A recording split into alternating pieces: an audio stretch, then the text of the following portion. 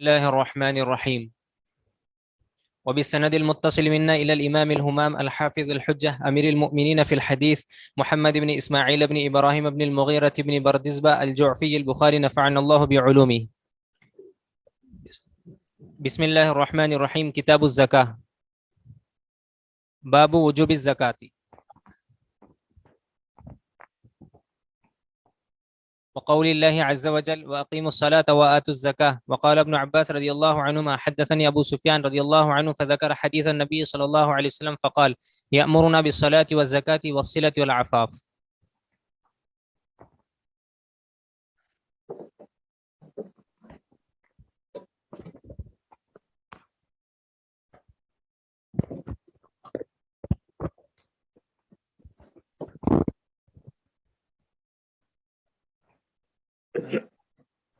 بسم الله الرحمن الرحيم.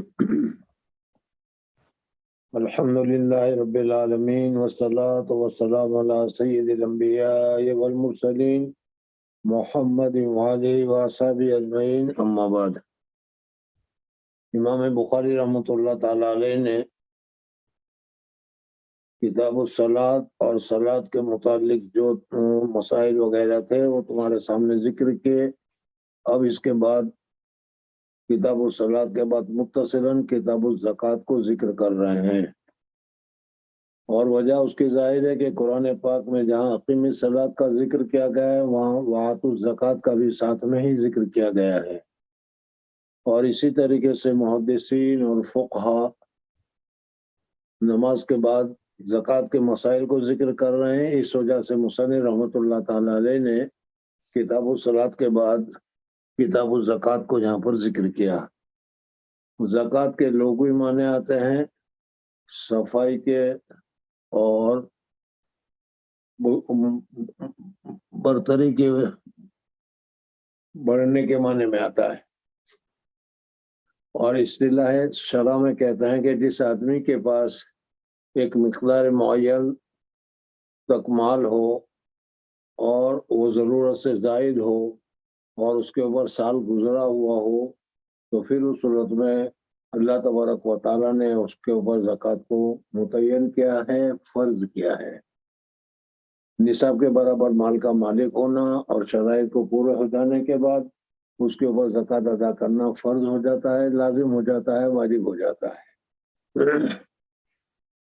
یہاں پر ایک دوسری بحث بھی ہے ضمناً، اور وہ یہ ہے کہ سرمایہ داری یا کیا ہے کمیونزم، ان دونوں میں سے افضل کیا ہے، بہتر کیا ہے.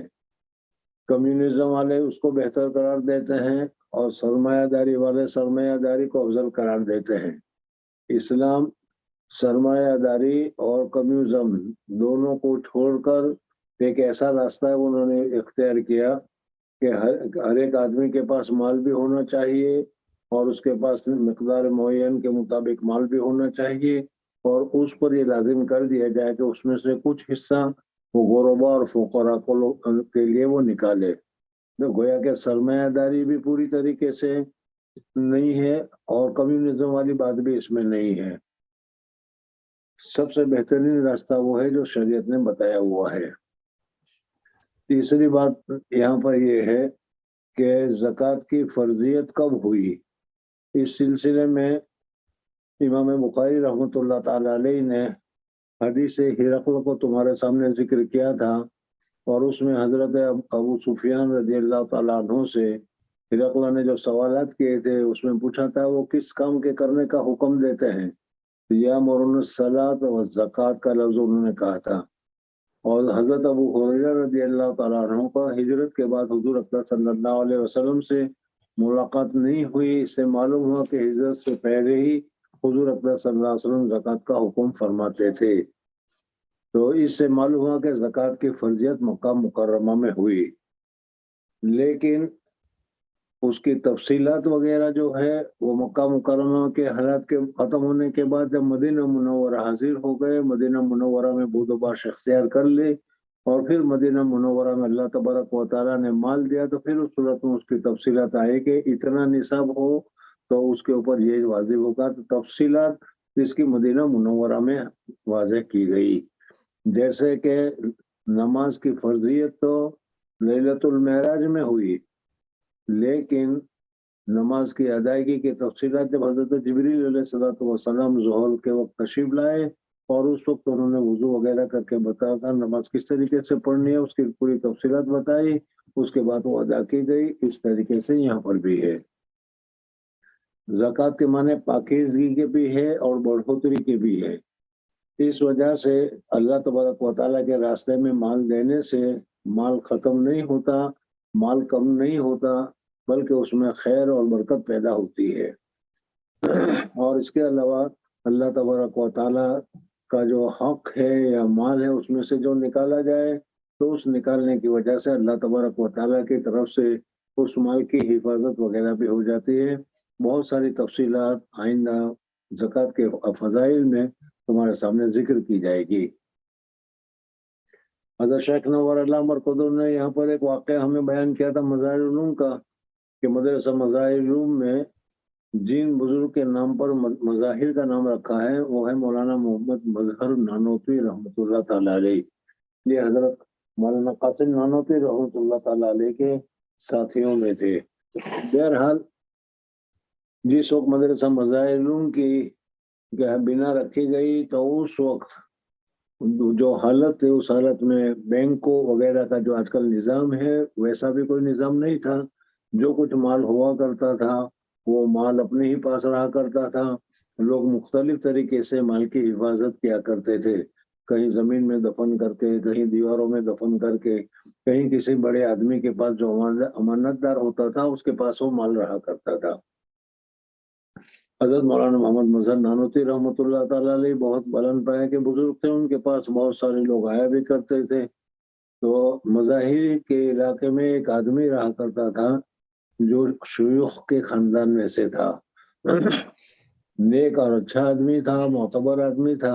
اس وجہ سے مدرسے کے جو سب پیسے وغیرہ ہوا کرتے تھے وہ پیسے بھی انہی کے پاس محفوظ رہتے تھے۔ اس آدمی کا تکیہ کلام تھا کہ بعض آدمی کا عادت ہوتی ہے کہ بولنے سے پہلے یا بولنے کے درمیان مخصوص ان الفاظ کو دہرایا کرتے ہیں، سمجھ میں جیسے کیا ہے اللہ کے فضل سے، یہ ان کا تکیہ کلام تھا۔ جب بھی کوئی بات بولتے تھے وہ کہتے تھے اللہ کے فضل سے۔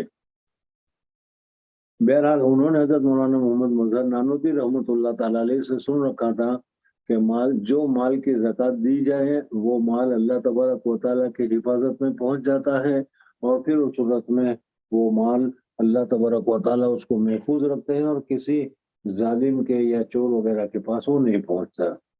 پرانے زمانے کے جو لوگ تھے ان لوگوں کو دل میں صفائی بھی تھی، اعتماد بھی تھا، یقین بھی تھا، اس وجہ سے اپنے شیخ، اپنے مشائخ، اپنے استاد سے جو بات سن لیا کرتے تھے اس کے اوپر ان کو پورا اعتماد آ جایا کرتا تھا، اور پورا اعتماد اور یقین ہو کر وہ اس کے اوپر عمل پیرا ہو جایا کرتے تھے۔ آج کل کے زمانے میں تو کیا ہے، ایک کان سے سنو اور دوسرے کان سے نکال دیا، وہ ایسا نہیں ہوا کرتا تھا۔ اب واقعہ یہ بیان کیا گیا کہ ایک مرتبہ عشاء کی نماز پڑھ کر وہ شیخ صاحب اپنے گھر گئے اور جا کر سونے کی تیاری کی۔ ابھی سوئے نہیں، جب سونے کی تیاری کر رہے تھے اتنے میں کچھ گھر میں کھڑکا ہوا آواز آئی۔ انہوں نے سوچا کہ اس وقت گھر میں یہ کیسی آواز آ رہی ہے۔ ہمت والے تھے اور پرانے لوگوں میں تھے، اس وجہ سے کیا ہو گئے، دیکھا تھا کچھ آدمی ہے جو کمرے میں داخل ہوئے ہیں اور ایک پیٹی کو وہ توڑنے کی کوشش کر رہے ہیں۔ انہوں نے پوچھا کہ بھائی تم کون ہو، کیا کر رہے ہو، چور ہو؟ تو انہوں نے کہا کہ ہاں۔ چوری کرنے کے لیے آئے ہو؟ کہا کہ ہاں۔ انہوں نے ان چور کو یہ کہہ دیا کہ دیکھو میرے پاس جو میرے پیسے ہیں وہ بھی، اور اسی طریقے سے مدرسے کے جو پیسے ہیں وہ بھی، سارے کے سارے اسی صندوق میں رکھے ہوئے ہیں، اور صندوق میں میں نے 2 پیسے کا تالا بھی لگا رکھا ہے جو اس زمانے میں ملتا ہوگا اس صورت میں۔ اور پھر انہوں نے کہا کہ تم کوشش کرتے رہو، جتنی بھی کوشش کرو گے تم اس پیٹی کو نہیں کھول سکتے۔ انہوں نے پوچھا کیوں نہیں کھول سکتے؟ تو انہوں نے کہا کہ میں نے اپنے حضرت سے سنا ہے کہ جس مال کی زکوٰۃ دی جائے وہ مال اللہ تبارک و تعالیٰ کی حفاظت میں پہنچ جاتا ہے اور اللہ تبارک و تعالیٰ اس کی حفاظت کرتے ہیں. اس وجہ سے مجھے پورا اعتماد اور پورا یقین ہے کہ اللہ کی حفاظت میں ہونے کی وجہ سے تم اس مال کو نہیں لے سکتے اور نہیں لے جا سکتے. کھولتے رہو، کوشش کرتے رہو. اور دیکھو ہمت والی بات ہے، کیسی بات کہی انہوں نے. اور کہا کہ دیکھو مجھے تو ابھی کیا ہے، سونے کا وقت ہو گیا، میں تو یہ سونے جا رہا ہوں. یہ کہہ کر وہ اپنے کمرے میں جا کر سو گئے. کیسی ہمت ہوگی، کیسا اعتماد ہوگا، ذرا تصور کر لو. تہجد کے وقت وہ اٹھے، اٹھ کر انہوں نے پھر ان کے پاس گئے اور کہا کہ کیا ہوا بھائی، تالا والا ٹوٹا کہ نہیں؟ کہا کہ بڑی کوشش کر رہے ہیں، وہ کھل ہی نہیں رہا. کہا کہ محنت کرتے رہو، یہ کھلنے کا نہیں. میں نے اپنے مال کی پوری حساب کر کے زکوٰۃ دی ہے، اس وجہ سے یہ میرا مال محفوظ ہے، تم کچھ نہیں کر سکتے. اور لو بھائی کرتے رہو، میں تو یہ اپنا تہجد پڑھتا ہوں. تہجد میں وہ لگ گئے. وہ تہجد پڑھ کر فارغ ہوئے، صبح صادق کا وقت ہو گیا، پھر وہ گئے اور پوچھا کیا ہوا بھائی، کھلا کہ نہیں؟ کہا کہ نہیں کھلا. تو کہا کہ بھاگ جاؤ، میں نے پہلے ہی تمہیں کہا تھا کہ یہ کھلنے ولنے کا ہے نہیں. اب صبح صادق ہو گئی ہے، سفیدہ ہو رہا ہے، سویرا ہو رہا ہے، اس وجہ سے بھاگ جاؤ، ورنہ تو کیا ہے پکڑے جاؤ گے. اور اس طریقے سے ان کو بھگا دیا. اور بھگانے کے بعد وہ فجر کی نماز پڑھنے کے لیے چلے گئے. فجر کی نماز کے بعد حضرت مولانا محمد مظہر صاحب رحمۃ اللہ تعالیٰ علیہ کی خدمت میں پہنچے. اور خدمت میں پہنچ کر انہوں نے کہا کہ حضرت آج تو اللہ کے فضل سے اللہ کا غضب ہو گیا. تو حضرت بھی ہنس پڑے کہ کیا کہہ رہے ہو تم، اللہ کے فضل سے اللہ کا غضب ہو گیا؟ وہ اللہ کے فضل سے ان کا تکیہ کلام تھا. وہ کہہ رہے تھے کہ اللہ کے فضل سے اللہ کا غضب ہو گیا. آج رات گھر میں چور گھس کر آ گئے تھے اور رات بھر وہ کوشش کرتے رہے. میں نے بھی کہہ دیا کہ میرے جتنے پیسے ہیں وہ اور مدرسے کے پیسے ہیں وہ سارے کے سارے اس میں رکھے ہوئے ہیں، لیکن میں نے حضرت سے سنا ہے کہ جس مال کی زکوٰۃ دی جائے وہ مال محفوظ ہو جاتا ہے، تم چوری نہیں کر سکتے اس کو. وہ صبح تک محنت کرتے رہے لیکن وہ خالی ہاتھ واپس گئے، اس کو چوری نہیں کر سکے. وہ سمجھ میں آ گیا. تو یہ زکوٰۃ جو ہے وہ مال کا میل ہے. اس وجہ سے جو شریعت نے متعین کیا ہے، جس آدمی کے پاس اللہ تبارک و تعالیٰ نے نعمت دی ہے، مال دیا ہے، اللہ تبارک و تعالیٰ نے اپنے فضل ہی سے دیا ہے، وہ اس وجہ سے اس کو بہت ہی خوشی کے ساتھ اور بہت ہی کیا ہے رضامندی کے ساتھ، پابندی کے ساتھ زکوٰۃ کو ادا کرنا چاہیے. زکوٰۃ کو ادا کرنے سے وہ مال محفوظ بھی ہو جاتا ہے، اس مال میں برکت بھی ہوتی ہے، اور جتنا زکوٰۃ میں دیا ہے اس سے کئی گنا زیادہ اللہ تبارک و تعالیٰ دنیا میں بھی عطا فرما دیتے ہیں، اور آخرت میں جو ثواب ملے گا وہ تو اور ہے. بہرحال مصنف رحمۃ اللہ تعالیٰ علیہ نے زکوٰۃ کی فرضیت کے متعلق تمہارے سامنے ذکر کیا، اور اس باب میں بتایا کہ مکہ مکرمہ میں اس کی فرضیت ہوئی تھی. ابو سفیان رضی اللہ تعالیٰ عنہ نے ہرقل کو بتایا تھا کہ وہ کیا کام کرنے کا حکم دیتے ہیں. اس پر انہوں نے کہا تھا کہ وہ زکوٰۃ کے لیے بھی حکم دیتے ہیں. تو معلوم ہوا کہ زکوٰۃ کی فرضیت مکہ مکرمہ میں ہوئی اور تفصیلات اس کی مدینہ منورہ میں ہوئی. زکوٰۃ ادا کرنا فرض ہے، واجب ہے، لازم ہے، ضروری ہے. اس وجہ اسلام کے بنیادی ستونوں میں سے اور اسلام کے بنیادی احکاموں میں سے ہیں. اس وجہ سے فرمایا کہ باب وجوب الزکوٰۃ وقول اللہ عز وجل واقیموا الصلاۃ وآتوا الزکوٰۃ. نماز کے ساتھ ساتھ زکوٰۃ کا بھی حکم حضور اکرم صلی اللہ علیہ وسلم نے فرمایا ہے. وقال ابن عباس، حضرت عبداللہ ابن عباس رضی اللہ تعالیٰ عنہ فرماتے ہیں کہ ابو سفیان نے ہمیں جو واقعہ سنایا تھا، جو حدیث ہرقل میں تمہارے سامنے گزرا تھا، اس میں یامرنا بالصلاۃ والزکوٰۃ والصلۃ والعفاف کا لفظ انہوں نے ذکر کیا ہے. جی. حدثنا ابو عاصم الضحاك بن مخلد عن زكريا بن اسحاق عن يحيى بن عبد الله بن صيفي عن ابي معبد عن ابن عباس رضي الله عنهما ان النبي صلى الله عليه وسلم بعث معاذا الى اليمن فقال ادعوهم الى شهاده ان لا اله الا الله واني رسول الله فإنهم أطاعوا لذلك حضرت معاذ بن جبل رضی اللہ تعالیٰ عنہ کو یمن کی طرف حضور اقدس صلی اللہ علیہ وسلم نے نائب امیر بنا کر بھیجا، اور اس وقت حضور اقدس صلی اللہ علیہ وسلم نے ان کو جو وصیت فرمائی، نصیحت فرمائی، ان میں زکوٰۃ کے متعلق بھی ذکر کیا گیا ہے۔ معلوم ہوا کہ زکوٰۃ فرض ہے، اور جس طریقے سے نماز ادا کرنا مسلمان کے لیے لازم اور ضروری ہے، اس طریقے سے اگر اس کے پاس نصاب کے برابر مال ہو تو اس مال کی زکوٰۃ نکالنا بھی فرض، لازم اور ضروری ہے۔ حضرت معاذ بن جبل رضی اللہ تعالیٰ عنہ کے حکایت آپ نے اصول الشاسی جب پڑھی ہوگی اس وقت سے سنا ہوگا کہ حضرت معاذ بن جبل رضی اللہ تعالیٰ عنہ کو حضور صلی اللہ علیہ وسلم نے یمن بھیجا، حضور صلی اللہ علیہ وسلم ان کی سواری کے ساتھ چلتے رہے اور وصیت اور نصیحت وغیرہ بہت ساری چیزیں فرماتے رہے، اور اس میں یہ بھی پوچھا کہ کس طریقے سے فیصلہ کرو گے۔ اس وقت انہوں نے جو بتایا تھا وہ قیاس میں اصول الشاسی میں جب پڑھا ہوگا تو تفصیل تمہارے ساتھ آئی ہوگی، وہی حدیث ہے جو یہاں پر ذکر کی گئی ہے۔ اس حدیث میں حضور اقدس صلی اللہ علیہ وسلم نے ان سے فرمایا کہ تم ایسی قوم کے پاس جا رہے ہو جو حضرت عیسیٰ علیہ الصلوۃ والسلام کے شریعت کو ماننے والی ہے، اس وجہ سے سب سے پہلے ان کو توحید کی دعوت دینا، وحدانیت کی دعوت دینا۔ جب وہ وحدانیت کی دعوت قبول کر لے تو پھر اس کے اوپر نماز کا حکم کرنا، اور جب نماز پڑھتی ہو جائے تو پھر اس صورت میں اس کو زکوٰۃ کا حکم بھی ادا کرنا۔ یہاں پر یہ اشکال یہ ہوتا ہے کہ حضور اقدس صلی اللہ علیہ وسلم نے جو فرمایا ادعوہم الی شہادت ان لا الہ الا اللہ وانی رسول اللہ فإنہم اطاعوا لذلک، تو فا تاخیر کے لیے آتا ہے اور فا کا لفظ استعمال کیا ہے۔ فعلمہم ان اللہ افترض علیہم 5 صلوات فی کل یوم ولیلہ وإنہم اطاعوا لذلک فعلمہم ان اللہ افترض علیہم صدقۃ فی اموالہم۔ یہ حضور اقدس صلی اللہ علیہ وسلم نے فرمایا۔ تو سوال یہ ہے کہ جس طریقے سے نماز فرض ہے اس طریقے سے زکوٰۃ بھی فرض ہے، یہ نہیں کہ نماز پڑھو گے تو پھر اس کے بعد زکوٰۃ فرض ہوگی، اور یہاں پر حضور اقدس صلی اللہ علیہ وسلم نے پہلے نماز کا حکم فرمایا ہے۔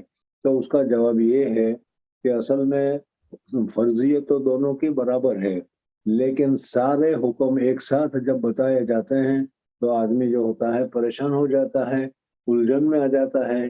اس وجہ سے تدریجاً حضور اکرم صلی اللہ علیہ وسلم نے ان کے لیے احکام کو بتایا کہ پہلے یہ کام کرنے کے لیے کہنا، جب یہ کام کر لے جو آسان ہے، جو سہولت والے ہیں، جو ابتدائی ہے وہ کام کرنے کے لیے کہو، جب وہ کر لے تو پھر اس سے بعد اس کے اوپر کی بات ہے وہ بتاؤ، پھر اس کے بعد اس کے اوپر کی بات ہے وہ بتاؤ۔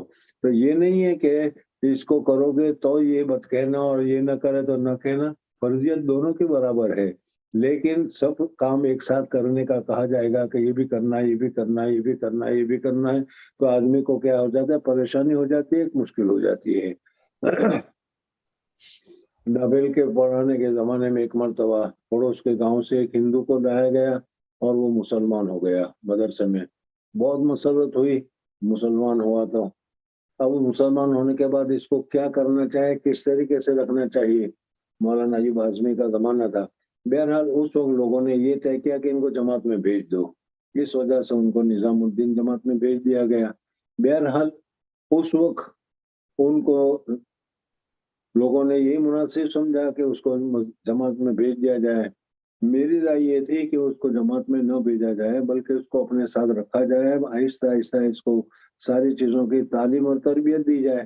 لیکن بہرحال میں چھوٹا آدمی تھا، میری کون سنتا، بھیج دیا ان کو، اور کچھ دنوں کے بعد وہ آدمی وہاں سے بھاگ آیا اور پھر وہ مرتد ہو گیا۔ ظاہر بات ہے کہ ابھی ابھی وہ مسلمان ہوا تھا، اب اس کے بعد جب اس کو جماعت میں بھیج دو گے، 24 گھنٹہ وہ مسجد میں رہے گا، سارے کام وہ کرتا رہے گا، مسواک کی سنت سے لے کر ساری سنتیں ایک ساتھ اس کے ساتھ ادا کی جائے گی تو اس کو تو مشکل ہو جائے گا۔ بہرحال اس وجہ سے حضور اکرم صلی اللہ علیہ وسلم نے یہاں پر یہ فرمایا کہ ان کو سب سے پہلے نماز کا حکم دینا، اور نماز کے حکم کو جو وہ مان لے تو پھر اس کے بعد اس کو زکوٰۃ کا حکم دینا۔ یہاں سے وہ اشکال بھی ختم ہو گیا جو بہت سارے لوگ تبلیغی جماعت کے اوپر کرتے ہیں کہ 6 نمبر کے علاوہ تبلیغ والے 7ویں نمبر کی بات نہیں کرتے ہیں، وہ 6 ہی، تو کہتے ہیں کہ کیا 6 نمبر ہی یہ شریعت ہے؟ شریعت میں اور بھی بہت سارے احکامات ہیں، کہا کہ بات صحیح ہے، لیکن یہ ابتدائی کام ہے، جب یہ کام کرنا شروع کر دے گا تو پھر اس کے بعد دوسرا کام اس کے لیے آسان ہو جائے گا.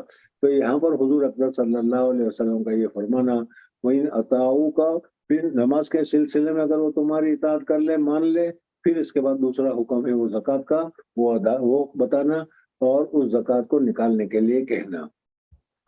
پھر اس کے بعد فرمایا تُؤْخَذُ مِنْ أَغْنِيَائِهِمْ وَتُرَدُّ فِي فُقَرَائِهِمْ. یہ فرمایا اصل حکم تو یہی ہے. اللہ جل جلالہ ومن والہ حکیم ہے اور علیم ہے. اس کے جو احکامات ہے وہ احکامات اللہ تبارک و تعالیٰ ہی جانتے ہیں کہ کتنے صاف، کتنے عمدہ، کتنے کامل اور کتنے مکمل ہوتے ہیں. تو اللہ جل جلالہ ومن والہ نے لوگوں میں کیا ہے مالداری اور غریبی دونوں رکھی ہے، اس وجہ سے کہ مالداری کے بغیر کام نہیں چلے گا اور اسی طریقے سے غریبی کے بغیر بھی کام نہیں چلے گا. حضرت موسیٰ علیہ السلام کے واقعات میں لکھا ہے کہ حضرت موسیٰ علیہ السلام نے اللہ تبارک و تعالیٰ سے ایک مرتبہ دعا کی کہ یا اللہ یہ مالدار اور غریبی کا کیا ہے نظام جو ہے اس کو ختم کر دیا جائے اور سب کو مالدار بنا دیا جائے تاکہ کوئی پریشانی نہ ہو، کسی کو مال حاصل کرنے کی ضرورت ہی نہ ہو. اللہ جل جلالہ ومن والہ نے حضرت موسیٰ علیہ السلام سے کہا کہ موسیٰ جو میں نے نظام کیا ہے وہ بہت مناسب ہے، اس میں کوئی تم فرق مت کرو. حضرت موسیٰ علیہ السلام نے بہت لجاجت کے ساتھ درخواست کی. اللہ تبارک و تعالیٰ نے ان کی درخواست کو قبول کر لیا. اب اس درخواست کو قبول کرنے کی وجہ سے اب ہر ایک کے پاس مال ہونا شروع ہو گیا اور ہر ایک کے پاس مال آ گیا اور ہر ایک آدمی کیا ہے مالدار ہو گیا. مال کی جو محتاجگی تھی وہ ساری محتاجگی ختم ہو گئی. حضرت موسیٰ علیہ السلام کے گھر میں کچھ کیا ہے مرمت کی ضرورت پیش آئی. بارش کا زمانہ تھا، مرمت کی ضرورت پیش آئی. اب حضرت موسیٰ علیہ السلام باہر نکل رہے ہیں تاکہ کسی کے کام کرنے والے کو، مرمت کرنے والے کو لایا جائے. چنانچہ جہاں بھی جاتے ہیں کہ ضرورت نہیں، جہاں بھی جاتے ہیں کہ نہ بھائی میں تو نہیں آتا کام کرنے کے لیے، اس لیے کہ پہلے تو کام کرتے تھے وہ محتاجگی اور غریبی کی وجہ سے دور کرنے کی وجہ سے کرتے تھے. اب تو مال زیادہ ہو گیا اس وجہ سے ضرورت نہیں رہی. حضرت موسیٰ علیہ السلام سے اللہ تبارک و تعالیٰ نے پوچھا کہ موسیٰ کیا ہوا؟ کہا کہ کوئی کام کرنے کے لیے نہیں آ رہا، پہلے تو کام کرتے. اللہ تعالیٰ نے فرمایا کہ میری حکمت بہت ہی مناسب ہے، تم نے مانا نہیں. بہرحال اللہ تبارک و تعالیٰ نے یہ نظام جو رکھا ہے کہ کسی کو اللہ تبارک ہے تو یہ اس دنیا کو چلانے کے لیے بہت ہی زیادہ لازم ہے، بہت ہی زیادہ ضروری ہے. بہرحال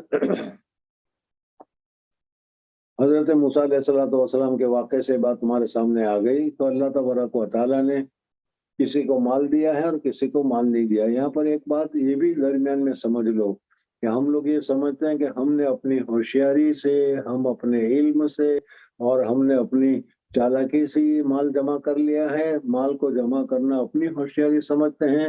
یاد رکھنا چاہیے کہ تمہاری ہوشیاری نہیں ہے، یہ اللہ تبارک و تعالیٰ کا فضل ہے، اللہ تبارک و تعالیٰ کا کرم ہے، اللہ تبارک و تعالیٰ کا فضل ہے. جس کو چاہتا ہے اللہ تبارک و تعالیٰ عطا فرماتا ہے اور جس کو چاہتا ہے اللہ تبارک و تعالیٰ عطا نہیں کرتا، اس کی حکمت کی بات ہے. وہ اس وجہ سے کہ دو آدمی ہے کہ ایک ہی مدرسہ میں پڑھا، ایک ہی سند، ایک ہی سرٹیفکیٹ اس کو حاصل ہوا، ایک ہی قسم کے لوگ ہیں وہ، لیکن ایک نے کیا ہے اپنی دکان کھول رکھی ہے، اس دکان میں بہت ہی زیادہ تیزی کے ساتھ تجارت ہو رہی ہے، اور دوسرا آدمی جو ہے وہ اس نے بھی دکان وہی کھول رکھی ہے لیکن اس کے یہاں کوئی بھی نہیں آتا، کوے اڑتے ہیں. تو معلوم ہوا کہ اللہ تبارک و تعالیٰ نے یہ جو مال دیا ہے وہ اپنے فضل سے دیا ہے. اس میں ہماری ہوشیاری یا ہماری چالاکی یا ہماری کیا ہے بزرگی وغیرہ کا کوئی اثر نہیں ہے. یہ اللہ تبارک و تعالیٰ اپنے فضل سے دیتا ہے. اس وجہ سے جس کے پاس اللہ تبارک و تعالیٰ مال دے اور اس کے نصاب کے برابر مال ہو تو اس صورت میں اس مال کو لے کر غریبوں کو تقسیم کرنا چاہیے. حدیث پاک کا حکم تو یہ ہے کہ تؤخذ من اغنیائہم وترد الی فقرائہم، کہ مال جو ہے مالداروں سے لے کر وہیں کے غربا کو دیا جائے، وہیں کے غربا پر اس کو خرچ کیا جائے. اور اللہ تبارک و تعالیٰ کی یہ حکمت ہے کہ جو مال تم غربا پر خرچ کرو گے، مالداروں سے لو گے، تو ان سے جو لوگ ہیں وہ وہاں کے غربا کے لیے کافی ہو جائے گا۔ اس وجہ سے غربت کی جو پریشانی ہے آج کل کی دنیا میں وہ انشاءاللہ ختم ہو جائے گی۔ لیکن ہم لوگ تو خزو من اغنائہم میں بھی کمی کرتے ہیں، گڑبڑی کرتے ہیں، اور ترد الی فقرائہم میں بھی گڑبڑی کرتے ہیں۔ اس وجہ سے کیا ہے، یہ جو غربت اور مالداری کی خواہش ہے وہ اور بڑھتی چلی جاتی ہے۔ جہاں کا مال ہو وہیں لیا جائے تو اس صورت میں مال بھی محفوظ رہتا ہے، آدمی بھی کیا ہے احسان کی وجہ سے ممنون رہتے ہیں وغیرہ۔ لیکن کیا ہے، دونوں صورتوں میں خرابی ہے اور دونوں صورتوں میں ہم گڑبڑی کرتے ہیں، جس کی وجہ سے یہ پریشانی رہتی ہے۔ ایک جگہ کی زکوٰۃ دوسری جگہ بھیجنا اگر وہاں ضرورت ہو تو جائز اور درست ہے، جیسے ہم قریب آ کے معلوم ہوگا۔ لیکن اصل حکم یہ ہے کہ جس علاقے کی جس مقام کی زکوٰۃ ہو اس کو اسی علاقے اسی مقام کے غربا کے اوپر خرچ کرنا یہ افضل ہے، بہتر ہے۔ تو خذ من اغنیائہم وترد فی فقرائہم۔ جی فإنهم أطاعوا لذلك فأعلمهم أن الله افترض عليهم 5 صلوات في كل يوم وليلة فإنهم أطاعوا لذلك فأعلمهم أن الله افترض عليهم صدقة في أموالهم تؤخذ من أغنيائهم وترد في فقرائهم. حدثنا حفص بن عمر قال حدثنا شعبة عن محمد بن عثمان بن عبد الله ابن موهب عن موسى بن طلحة عن أبي أيوب رضي الله عنه أن رجلا قال للنبي صلى الله عليه وسلم أخبرني بعمل يدخلني الجنة، قال ما له؟ وقال النبي صلى الله عليه وسلم أرب ما له، تعبد الله لا تشرك به شيئا وتقيم الصلاة وتؤتي الزكاة وتصل الرحم۔ حضور اکرم صلی اللہ علیہ وسلم کے پاس ایک آدمی آیا اور اس نے سوال کیا تو حضور اکرم صلی اللہ علیہ وسلم اس کے جواب میں فرمایا کہ تعبد اللہ ولا تشرک به شیئا تقیم الصلاۃ وتؤتی الزکاۃ۔ تؤتی الزکاۃ سے مصنف رحمۃ اللہ علیہ نے استدلال کیا کہ زکوٰۃ ادا کرنا فرض ہے، لازم ہے، ضروری ہے۔ جی وقال بهز حدثنا شعبة قال حدثنا محمد بن عثمان وأبوه عثمان بن عبد الله أنهما سمعا موسى بن طلحة عن أبي أيوب رضي الله عنه عن النبي صلى الله عليه وسلم بهذا. قال أبو عبد الله رحمه الله أخشى أن يكون محمد غير محفوظ إنما هو عمرو. حدثنا محمد بن عبد الرحيم قال حدثنا عفان بن مسلم قال حدثنا وهيب عن يحيى بن سعيد بن حيان عن أبي زرعة عن أبي هريرة رضي الله عنه أن عربيا أتى النبي صلى الله عليه وسلم فقال دلني على عمل إذا عملته دخلت الجنة، قال تعبد الله ولا صلی اللہ علیہ وسلم کے پاس ایک عربی دیہاتی آدمی آیا اور دیہاتی آدمی نے آ کر ایک سوال کیا۔ ان کے سوال بھی بڑے ٹوک ہوتے ہیں، صاف صاف اور واضح ہوتے ہیں۔ انہوں نے کہا کہ دلنی علی عمل، یا رسول اللہ صلی اللہ علیہ وسلم مجھے کوئی ایسا عمل بتا دیجئے کہ میں اس عمل اس کام کے اوپر لگ جاؤں، وہ عمل کرنے لگ جاؤں تو اللہ تعالیٰ ادخلنی الجنہ، مجھے جنت میں داخل کر دے۔ حضور اکرم صلی اللہ علیہ وسلم نے مجھے یہ حکم فرمایا۔ جی تعبد ان تعبد الله اللہ ولا تشرك به شيئا وتقيم الصلاة المكتوبة وتؤدي الزكاة المفروضة وتصوم رمضان.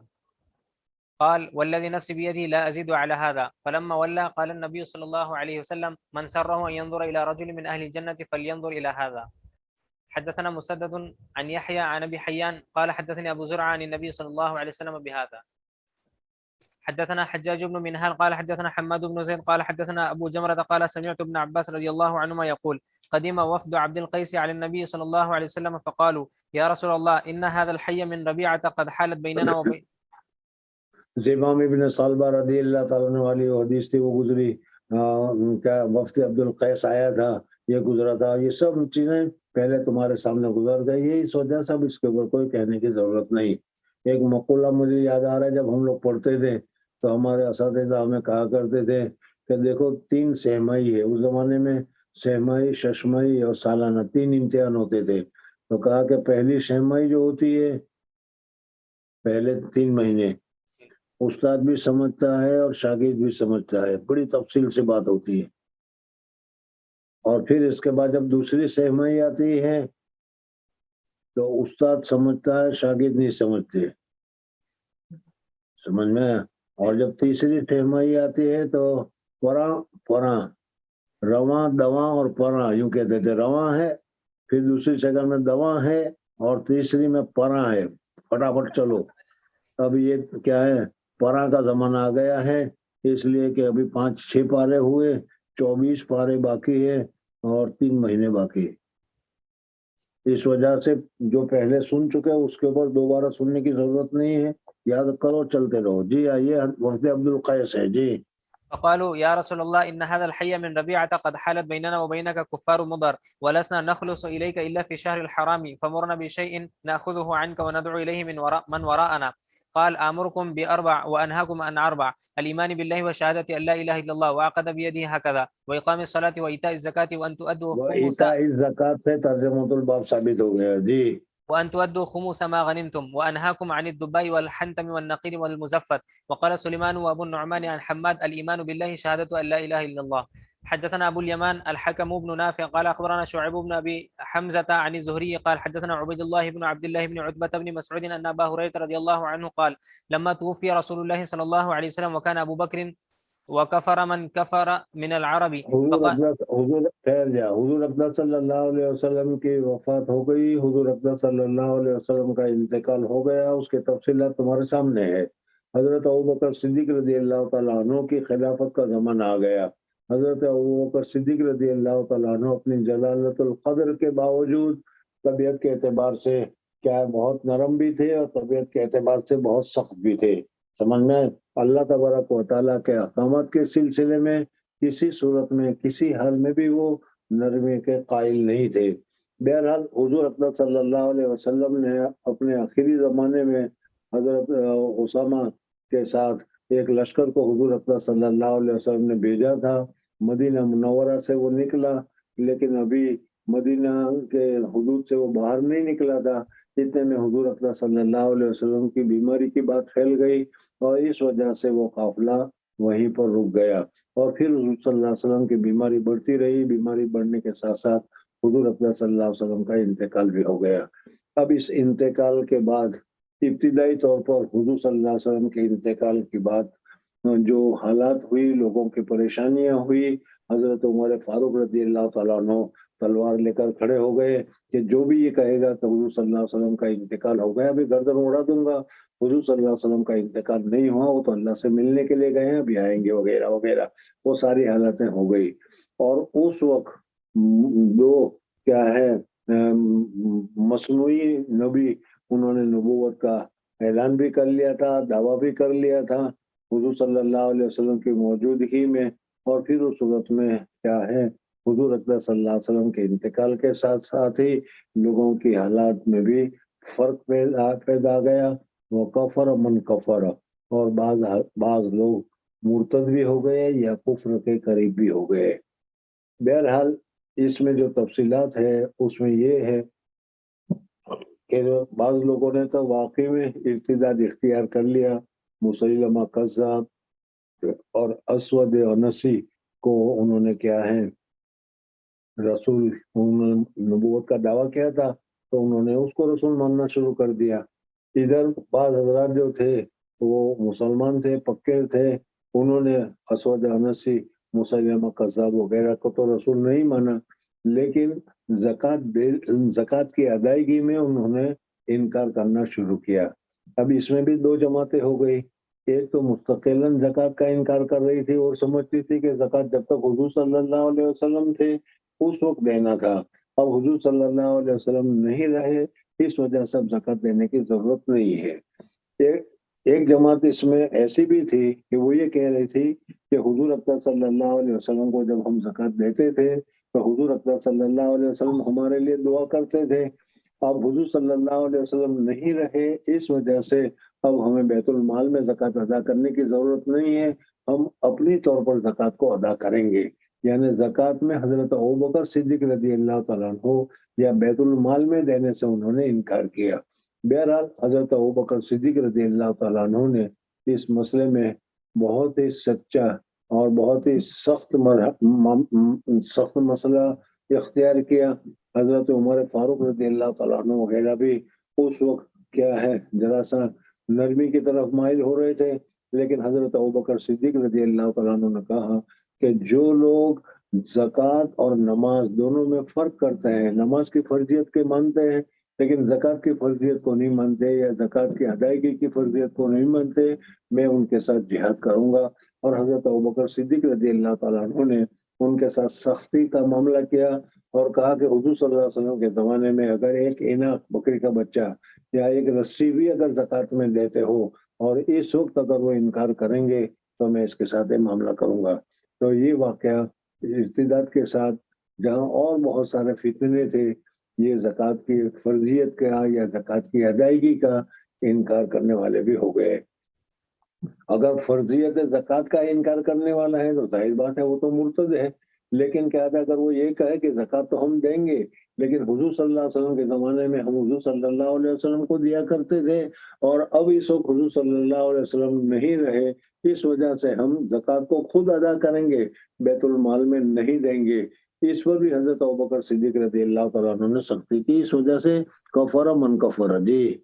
وكفر من كفر من العرب فقال عمر رضي الله عنه كيف تقاتل الناس وقد قال رسول الله صلى اب الله عليه حضرت عمر فاروق رضی اللہ تعالیٰ عنہ نے حضرت ابوبکر صدیق رضی اللہ تعالیٰ عنہ کو ٹوکا کہ آپ کیسا معاملہ کر رہے ہیں، جو زکوٰۃ کی کیا ہے دینے سے انکار کر رہے ہیں اس کے متعلق بھی آپ کر رہے ہیں.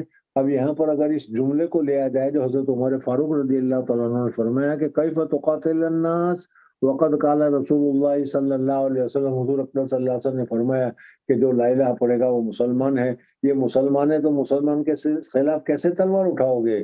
تو اب اس صورت میں یہ ہے کہ حضرت عمر فاروق رضی اللہ تعالیٰ عنہ اگر نفس زکوٰۃ کی فرضیت کا انکار کر رہے ہیں تو اس میں تو حضرت عمر فاروق رضی اللہ تعالیٰ عنہ غلط کہہ نہیں سکتے. اس وجہ سے اس میں تو حضرت عمر فاروق ساتھ ہیں. یہاں جو تھا وہ یہ ہے کہ بعض جماعت ایسی بھی تھی کہ جو حضرت ابوبکر صدیق یعنی بیت المال میں زکوٰۃ دینے کو انکار کر رہی تھی، جو کیا ہے اس پر حضرت عمر فاروق رضی اللہ تعالیٰ نے اس کو مسلمان سمجھا. جی. وقد قال رسول الله صلى الله عليه وسلم أمرت أن أقاتل الناس حتى يقولوا لا إله إلا الله فمن قالها فقد عصم مني ماله ونفسه إلا بحقه وحسابه على الله. فقال والله لأقاتلن حضرت من عمر فاروق رضی اللہ تعالیٰ عنہ کی اس اشکال پر حضرت ابوبکر صدیق رضی اللہ تعالیٰ عنہ نے فرمایا کہ خدا کی قسم میں اقاتل من فرق بین الصلاۃ والزکوٰۃ، جس نے نماز اور زکوٰۃ کے درمیان کوئی فرق کیا، نماز جیسے فرض ہے زکوٰۃ بھی اس طریقے سے فرض ہے، یہ بنیاد اسلام کی بنیادی میں سے ہے. اس وجہ سے جو آدمی اس میں فرق کرے گا میں ان کے ساتھ مقاتلہ کروں گا. جی. والله لأقاتلن من فرق بين الصلاة والزكاة فإن الزكاة حق المال. والله لو منعوني عناقا كانوا يؤدونها إلى رسول الله صلى الله عليه وسلم لقاتلتهم على منعها. قال عمر رضی اللہ عنہ فواللہ ما هو الا ان قد شرح اللہ. حضرت فاروق رضی اللہ تعالیٰ عنہ فرماتے ہیں کہ ابتدا میں مجھے اس مسئلے میں شرح صدر نہیں ہوا اور میں سمجھ رہا تھا کہ حضرت ابوبکر صدیق رضی اللہ تعالیٰ عنہ زیادتی کر رہے ہیں، سختی کر رہے ہیں، لیکن پھر مجھے معلوم ہوا کہ حضرت ابوبکر صدیق رضی اللہ تعالیٰ عنہ سختی نہیں کر رہے تھے بلکہ حضرت ابوبکر صدیق رضی اللہ تعالیٰ عنہ کا موقف جو تھا بالکل مناسب تھا، بالکل درست تھا اور شریعت کے مطابق تھا. جی. فعرفت انه الحق.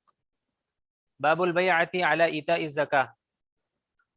بیعت کرنا ہے زکوٰۃ کے ادا کرنے کے متعلق، وہ معاہدہ کرنا ہے، یہ جائز اور درست ہے. میں نے بتایا تھا کہ بیعت کرنا مسنون ہے، حضور صلی اللہ علیہ وسلم سے بھی ثابت ہے اور خاص خاص چیزوں کے لیے خاص خاص موقع پر حضور اکرم صلی اللہ علیہ وسلم سے بیعت ثابت ہے.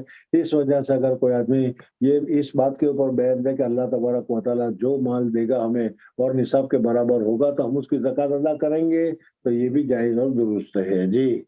فإن تابوا وأقاموا الصلاة وآتوا الزكاة فإخوانكم في الدين. حدثنا محمد بن عبد الله بن نمير قال حدثنا أبي قال حدثنا إسماعيل عن قيس قال قال جرير بن عبد الله رضي الله عنه بايعت النبي صلى الله عليه وسلم على إقام الصلاة وإيتاء الزكاة والنصح لكل مسلم. باب إثم مانع الزكاة. جو شخص زکوٰۃ ادا نہیں کرتا اس کا کتنا بڑا گنہگار ہے، دنیا میں بھی اس کے مال میں بے برکتی ہوتی ہے اور آخرت میں اللہ تبارک و تعالیٰ کے یہاں اس کی گرفت ہوگی اور وہاں سزا ہوگی. اس کو اس تفصیل اس باب میں مصنف رحمۃ اللہ علیہ تمہارے سامنے ذکر کرتے ہیں. یہاں پر زکوٰۃ ادا نہ کرو گے تو پھر اس صورت میں اللہ تبارک و تعالیٰ مال میں بے برکتی پیدا کر دیتے ہیں اور پھر وہ مال وکیلوں کے پاس، وہ مال ڈاکٹروں کے پاس، یا وہ مال بغیر کسی حق کے کسی نہ کسی کے پاس ایسے دنیاوی امور میں اللہ تبارک و تعالیٰ اس مال کو لگا دیتے ہیں جس کی وجہ سے مال ختم ہو جاتا ہے اور کیا ہے آدمی پریشان کا پریشان رہتا ہے. جی. وقول الله تعالى والذين يكنزون الذهب والفضة ولا ينفقونها في سبيل الله إلى قوله تعالى فذوقوا ما كنتم تكنزون. حدثنا أبو اليمان الحكم بن نافع قال أخبرنا شعيب قال حدثنا أبو الزناد أن عبد الرحمن بن هرمز الأعرج حدثه أنه سمع أبا هريرة رضي الله عنه يقول قال النبي صلى الله عليه وسلم تأتي الإبل على صاحبها على خير ما كانت. मुसन्निफ रहमतुल्लाह ताला ने हदीस जिक्र की, उसमें बताया कि जिस माल की ज़कात अदा नहीं की जाएगी दुनिया में, तुम्हारे पास वो माल होगा और माल को तुम समझोगे कि हम बहुत मालदार हो गए, बहुत बचा लिया हमने, लेकिन यही माल तुम्हारे लिए आखिरत में वबाल बन जाएगा।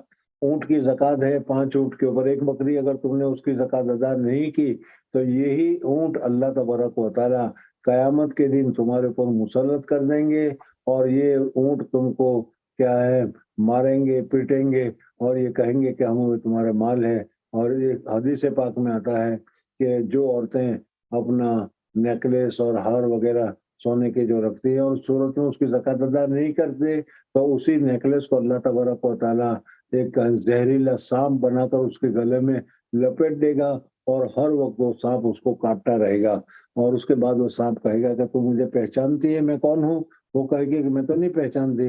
कहा कि मैं वो तेरा हार हूँ जिसकी तू पहनती तो थी लेकिन ज़कात अदा नहीं करती थी। बहरहाल जिस माल की ज़कात अदा नहीं की जाए तो इस सूरत में दुनिया में भी बेबरकती आती है, वबाल आती है, मुसीबत आती है और आखिरत में तो उसके लिए अजाब है ही। और क्या अजाब है वो इस हदीस पाक में बताया गया है। वक़ाल इबिलो, قال النبي صلى الله عليه وسلم تأتي الإبل على صاحبها على خير ما كانت إذا هو لم يعت فيها حقها تطأه بأخفافها وتأتي यानी الغنم على अपने अपने अपने पाँव के जरिए से, अपने क्या खुरों के जरिए से उसको रौंदेगा। وتأتي الغنم على صاحبها على خير ما كانت إذا لم يعت فيها حقها تطأه بأظلافها وتنطحه بقرونها. قال ومن حقها أن تحلب على الماء. قال हाँ, अब ولا ये कहते हैं कि इससे मालूम हुआ कि जानवर अल्लाह तबारक व तआला ने ये माल है तुम्हें दिया है तो फिर उस सूरत में उसका हक भी है, उस हक को अदा करो। वो हक क्या है? बाज हक तो फर्ज है, लाजिम है, बाज हक मुस्तहब है, मसनून है। तो उस वक्त बताया कि ज़कात देना तो फर्ज और लाजिम है और उसके अलावा जो है उस जमाने में जानवरों को दूध पानी पिलाने के लिए क्या है घाट के ऊपर ले जाया करते थे और वहीं से जानवर पानी पीकर लौटते थे तो वहीं से दूध निकाल कर जिन जिन लोगों को दूध की जरूरत होती थी वो वहां से फ्री में दूध ले जाया करते थे। बस शेख नबर अल्लाह मरकज़ो फरमा कहते हमारे जमाने तक दूध फ्री था, यानी दूध के लिए पैसे नहीं देने पड़ते थे, बल्कि जिसके यहाँ दूध होता था वो अपना दूध रखकर दूसरा दूध दूसरों को दे दिया करता था, जानवरों का दूध। समझ में? मैं एक कदम और आगे चलकर कहता हूँ कि हमारे जमाने में तो दूध पैसे से मिलने शुरू हो गए, लेकिन हमारे जमाने में छाछ मुफ्त हुआ करती थी, उसके लिए कुछ पैसे नहीं देने पड़ते थे। लेकिन अब ये जो जमाना आ गया है, दूध बगैर पैसे के मिलता है, न छाछ बगैर पैसे के मिलती है। बहरहाल ये रुपयों का जमाना आ गया है, हर चीज रुपये से मिलती है। तो उस जमाने में जो है जानवर जो है उसको दूध दोहने के लिए क्या है पानी पर ले जाया करते थे, नदी पर, नाले पर, तालाब पर, जहाँ बकरियां पानी पीती थी वही पानी पीने के बाद दूध दोहने का दस्तूर था और जिन जिन की जरूरत होती थी वो फ्री में दूध ले जाया करते थे। तो ومن حقها أن تحلب على الماء. قال ولا يأتي أحدكم يوم القيامة بشاة يحملها على رقبته لها يعار فيقول يا محمد. यानी अब जिन आदमी ने ज़कात अदा नहीं की है, अगर बकरियां हैं बकरी की ज़कात अदा नहीं की, गाय है गाय की ज़कात अदा नहीं की, और क्या है ऊंट है ऊंट की ज़कात अदा नहीं की, सोना है सोना की ज़कात अदा नहीं की, तो यही माल उनके गर्दन पर डाल दिया जाएगा और वो उसको सजा देगा। जी। فيقول يا محمد فأقول لا أملك لك شيئا قد بلغت ولا يأتي ببعير हुजूर يحمل. अल्लाह सल्लल्लाहु अलैहि वसल्लम फरमाते हैं कि देखो कयामत के दिन तुम लोग यहाँ ज़कात अदा कर लो, अगर ज़कात अदा नहीं करोगे तो ये माल तुम्हारे ऊपर वबाल बन जाएगा और जब तुम्हारे ऊपर माल वबाल बन जाएगा वो तकलीफ देगा, वो परेशान करेगा। अब तुम वहाँ कयामत में मेरे पास आओगे और कहोगे कि या मोहम्मद सल्लल्लाहु अलैहि वसल्लम हम आपके उम्मती हैं और ये हमारे ऊपर मुसीबत आई है, परेशानी आई है, आप हमारी नुसरत कीजिए, मदद कीजिए। تو میں اس کو کہوں گا کہ میں کچھ مدد نہیں کر سکتا، میں نے تو تمہیں پہلے کہہ دیا تھا کہ اس کی زکات ادا کرو، تم نے زکات ادا نہیں کی، اس وجہ سے یہ مصیبت آ گئی۔ وقال یا محمد لا املک لک شیئا فأقول لا أملك لك فاقول شيئا قد بلغت ولا فاقول فأقول لا أملك لك شيئا قد بلغت ولا ولا يأتي یا يأتي ببعير يحمله على رقبته له رغاء فيقول يا محمد فأقول لا أملك لك شيئا قد بلغت. حدثنا علي بن عبد الله قال حدثنا هاشم بن القاسم قال حدثنا عبد الرحمن بن عبد الله بن دينار عن أبيه عن أبي صالح السمان عن أبي هريرة رضي الله عنه قال قال رسول الله صلى الله عليه وسلم من آتاه الله مالا فلم يؤدي زكاته مثل له اگر ماله. کسی آدمی کو اللہ تبارک و تعالیٰ نے مال دیا ہو اور اس میں مال کی زکات ادا نہ کرے، پیسے دیے زکات پیسے کی ادا نہیں کرتا، سونا دیا ہے سونے کی زکات ادا نہیں کرتا، جانور دیا ہے جانور کی زکات ادا نہیں کرتا، تو یہی مال ان کے لیے کیا ہے، عذاب کی شکل میں متمثل کر لیا جائے گا۔ مسل لہ مثل له ماله يوم القيامة شجاعا أقرع له زبيبتان يطوقه يوم القيامة ثم يأخذ بلهزمتيه يعني بشدقيه ثم يقول یعنی اس کے گالوں میں اس طریقے سے وہ کاٹے گا اور پھاڑے گا اس کو۔ جی ثم يقول أنا مالك أنا كنزك ثم تلا ولا تحسبن الذين يبخلون الآية بما آتاهم الله من فضله هو خيرا لهم بل هو شر لهم سيطوقون ما بخلوا به يوم القيامة. باب ما أدي زكاته فليس بكنز لقول والذین یکنزون الذهب والفضة میں جو کنز کہتے ہیں مال کو محفوظ رکھنا اور اس کی زکات ادا نہ کرنا، یہ کنز میں داخل ہے، یہ اس کے لیے وبال بنے گا۔ لیکن اگر کوئی آدمی مال رکھتا ہے لیکن اس کی زکات دیتا ہے تو پھر وہ مال چاہے کتنی مقدار میں ملین کے پر بھی ہو جائے، وہ مال نقصان دہ نہیں ہے، اس وجہ سے کہ مال کا جو حق تھا وہ حق اس نے ادا کیا۔ جی لقول النبي صلى الله عليه وسلم ليس فيما دون 5 أواق صدقة. حدثنا أحمد بن شبيب بن سعيد قال حدثنا أبي عن يونس عن پانچ اونٹ ہوں گے تو 5 اونٹ کی زکات ایک بکری ہوتی ہے، اس لیے 5 سے اگر کم ہے 4 اونٹ ہے تو 4 اونٹ کے اوپر کچھ بھی واجب نہیں ہوگا۔ جی عن ابن شهاب عن خالد بن أسلم قال خرجنا مع عبد الله بن عمر رضي الله عنهما فقال أعرابي أخبرني عن قول الله تعالى والذين يكنزون الذهب والفضة. قال ابن عمر رضي الله عنهما من كنزها. والفضة یہ قرآن پاک کی آیت ہے اور اس میں اللہ تبارک و تعالیٰ نے جو لوگ سونے اور چاندی کے ذخیرے کو جمع کرتے ہیں زکات ادا نہیں کرتے ہیں اس کی وعید وہاں پر ذکر کی ہے۔ صحابہ کرام رضوان اللہ تعالیٰ علیہ مجمعین میں سے حضرت ابو ذر غفاری رضی اللہ تعالیٰ عنہ وغیرہ ایسے صحابی تھے کہ وہ بالکل زاہد تھے، دنیا کی کسی چیز کے ساتھ ان کو رغبت نہیں تھی، بس جتنی ضرورت ہے جتنے کھانے کی ضرورت ہے بس اتنی ضرورت ہے، باقی زیادہ نہیں۔ تو وہ یہ فرمایا کرتے تھے کہ آج تم کو دن بھر میں 10 روپے کی خریدنے کی ضرورت ہے، 10 روپے کی ضرورت ہے زندگی گزارنے کے لیے، تو 10 روپے رکھنا جائز ہے اور باقی سارے کے سارے پیسے اللہ کے راستے میں دو، اگر نہیں دو گے تو اللہ تبارک و تعالیٰ کے یہاں تم کو سزا دی جائے گی۔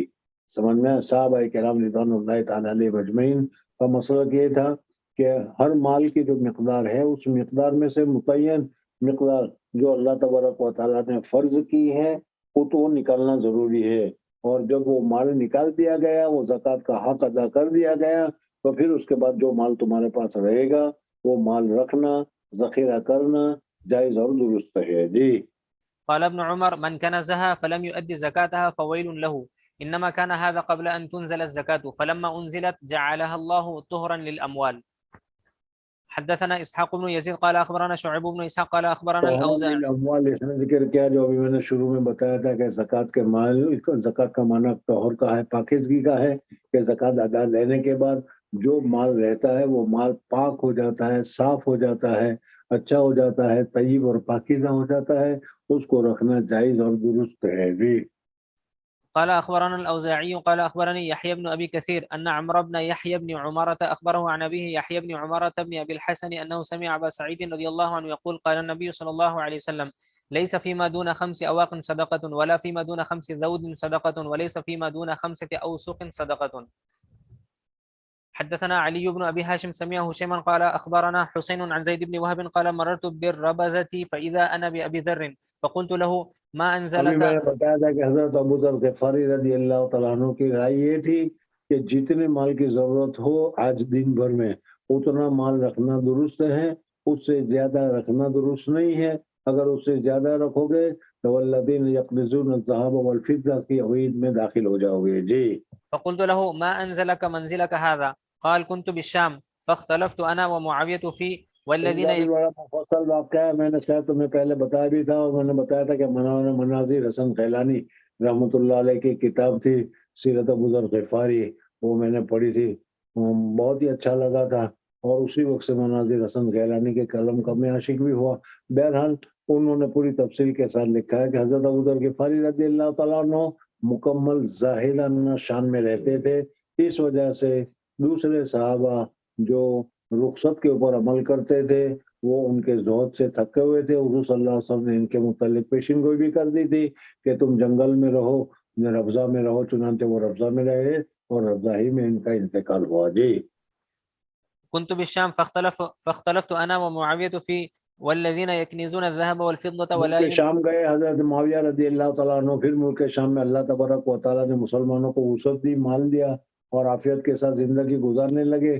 وہ ہر مالدار کے پاس جا کر کہتے تھے یہ سب مال کو جمع کیا ہے تم نے، جہنم میں جاؤ گے، جہنم میں ڈالے جاؤ گے، نکالو اس مال کو، اللہ کے راستے میں خرچ کر دو۔ حضرت امیر معاویہ رضی اللہ تعالیٰ عنہ نے حضرت عثمان غنی رضی اللہ تعالیٰ عنہ کو حکم دیا کہ حضرت اس کو بلا لیجئے، انہوں نے تو پریشان کر رکھا ہے۔ حضرت عثمان غنی رضی اللہ تعالیٰ عنہ نے حضرت ابو ذر غفاری رضی اللہ تعالیٰ عنہ کو ملک شام سے بلا دیا۔ وہ مدینہ میں رہے، تو پھر مدینہ میں بھی اب تو اللہ تبارک و تعالیٰ نے بڑی فراوانی کر رکھی تھی، جہاں کوئی ملتا اور اس کے پاس مال دیکھتے تو کہتے کہ اللہ کے راستے میں خرچ کرو، نہیں خرچ کرو گے تو جہنم میں جلو گے۔ بہرحال مال والے ان سے پریشان ہو گئے تو حضرت عثمان غنی رضی اللہ تعالیٰ عنہ نے حضرت ابو ذر غفاری رضی اللہ تعالیٰ عنہ کو جنگل میں بھیج دیا کہ آپ جنگل میں رہیے، وہاں آپ کو کوئی ملے گا بھی نہیں اور کوئی اس سے پریشانی بھی نہیں ہوگی، لوگ بھی آپ کے تکلیف سے بچ جائیں گے۔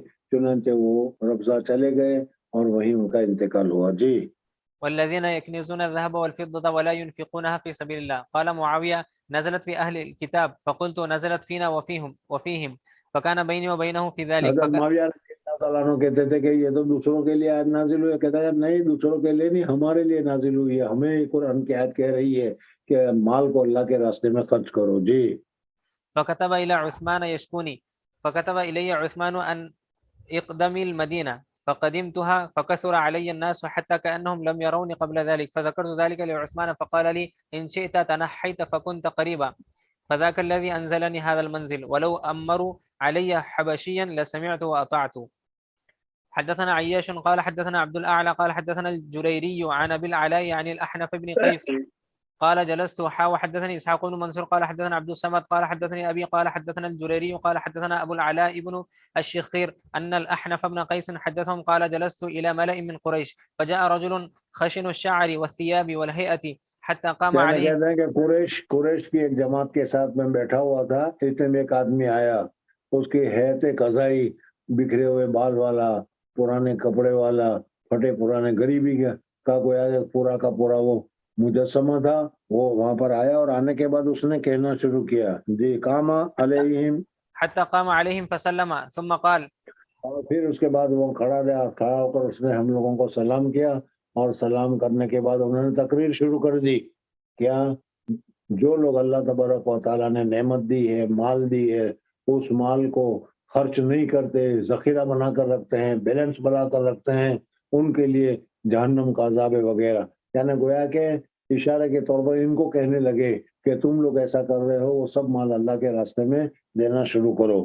ثم قال بشر الکانزین ثم قال بشر الكانزين برضف يحمى عليه في نار جهنم ثم توضع على حلمة ثدي أحدهم حتى يخرج من. صدیم کہتے ہیں پشتیان کو، اور حلمہ اس کے اوپر جو ہوتا ہے اس کو کہتے ہیں، تو وہ گرم کر کے اس کے اوپر داغا جائے گا، بتایا جائے گا۔ جی حتى يخرج من نغض كتفه وتوضع على نغض كتفه حتى تخرج من حلمة ثديه يتزلزل ثم ولى فجلس إلى سارية. یہ آدمی آئے اور آ کر انہوں نے تقریر کی، اور تقریر کر کے وہ چلے گئے، چپ چاپ چلے گئے، بس صرف ان کا کام تھا تقریر کرنے کا، تقریر کرنے چلے گئے۔ ہم نے کہا بھائی یہ کون آدمی تھے؟ ثم ولا ثم ولى فجلس إلى سارية وتبعته وجلست إليه وأنا لا أدري من هو پھر وہاں سے وہ چلے گئے اور ایک ساریہ تھا، ایک ستون تھا، وہ ستون کو ٹیک لگا کر وہ بیٹھ گئے. جی میں وأنا اس کے لا پیچھے أدري پیچھے گیا، پیچھے وتبعته گیا اور میں ان کے وجلست ساتھ جا إليه. کر بیٹھ گیا اور بیٹھ کر میں نے اس کے ساتھ بات کرنی شروع کی کہ بھائی آپ کون ہیں، کیا ہے، آپ کیا کہتے ہیں، آپ نے یہاں کیا کہا، لوگ کیوں ناراض ہو گئے. میں نے ان کے ساتھ بات کی. جلس تو الہی ہے، وجلست إليه وأنا لا أدري من هو مجھے نہیں معلوم تھا کہ یہ حضرت کون ہے. جی فقلت له لا أرى القوم إلا قد كرهوا الذي قلت. میں نے ان کے ساتھ بات کی اور بات کرنے میں کہا کہ دیکھو آپ آئے، ہم لوگ بیٹھے ہوئے تھے، آپ نے تقریر کی، لیکن لوگوں نے آپ کی بات سے فائدہ اٹھانا چاہیے تھا، اس کی جگہ پر لوگ نے آپ کی بات کو ناپسند کیا اور کیا ہے وہ انہوں نے آپ کو اور آپ کی بات کو ناپسند کیا اور اس کو کیا ہے چھوڑ دیا. یہ کیا وجہ ہے؟ قد کرے الذی قد قلت. كرهوا الذي قلت قال إنهم لا يعقلون شيئا. حضرت ابوذر غفاری، یہ حضرت ابوذر غفاری تھے. انہوں نے کہا کہ یار آپ نے اتنی لمبی چوڑی بات کی، اتنی اچھی بات کی، لیکن آپ کی بات کو انہوں نے اچھی طریقے سے نہیں لیا، پسند نہیں کیا، آپ کی بات کے اوپر عمل نہیں کیا. تو حضرت ابوذر غفاری رضی اللہ عنہ نے کہا یہ تو گانڈا ہے مجھے. انہم لا یعقلون.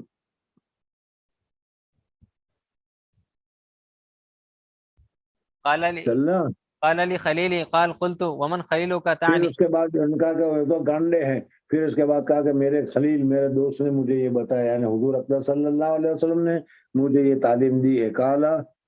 قال قلت ومن خليلك تعني. یعنی انہوں نے کہا کہ میرے دوست نے مجھے بات بتائی. تو یہ آدمی کہتے ہیں مجھے نہیں معلوم کہ ان کا دوست کون ہے، اس وجہ سے میں نے پوچھا کہ بھائی آپ کا خلیل کون ہے، آپ کا دوست کون ہے. تو اس وقت انہوں نے کہا کہ میرے خلیل حضور اقدس صلی اللہ علیہ وسلم ہے. جی قال النبي صلى الله عليه وسلم يا أبا ذر أتبصر أحدا قال فنظرت. پھر اس کے بعد انہوں نے کہا کہ میرے حبیب نے حضور صلی اللہ علیہ وسلم نے ایک بار، یہ حدیث میں تفصیل کے ساتھ آتا ہے کہ حضور اقدس صلی اللہ علیہ وسلم کے پاس حضرت ابوذر غفاری رضی اللہ تعالیٰ عنہ ایک مرتبہ موجود تھے. حضرت ابوذر غفاری رضی اللہ تعالیٰ عنہ سے حضور اقدس صلی اللہ علیہ وسلم نے کہا احد پہاڑ کی طرف اشارہ کر کے کہ اے ابوذر یہ احد دکھائی دے رہا ہے تم کو.